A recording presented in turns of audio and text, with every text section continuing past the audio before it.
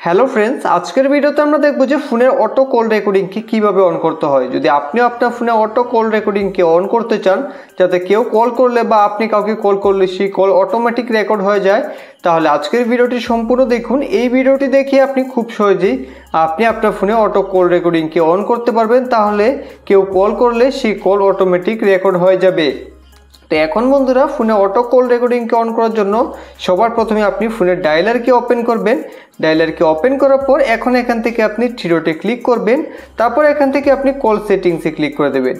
Call সেটিংসে click করার পর এখন দেখবেন এখানে কল রেকর্ডিং লেখা থাকবে। এখান থেকে আপনি অটো কল রেকর্ডিংকে অন করতে পারবেন। তার আগে আপনারা যদি আমাদের চ্যানেলে প্রথম হয়ে থাকেন, তাহলে চ্যানেলটিকে এখনই সাবস্ক্রাইব করে পাশের বেল আইকনে ক্লিক করে অল নোটিফিকেশনকে অন করে দেবেন।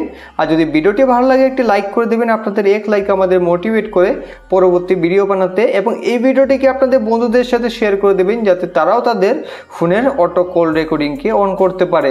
তো এখন এখান থেকে আপনি কল রেকর্ডিংসে ক্লিক করবেন।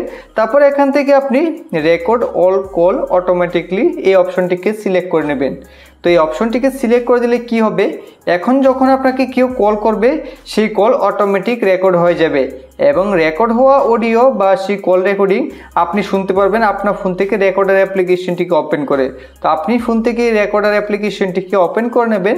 ওপেন করে নেওয়ার পর এখান থেকে আপনি ফোনের উপরে ক্লিক করবেন। এখানে আপনি কল রেকর্ডিং দেখতে পারবেন। এখান থেকে আপনি যেই কল রেকর্ডিংকে শুনতে চান, পরবর্তীতে এখানে ক্লিক করে আপনি সেই রেকর্ডিংকে শুনতে পারবেন।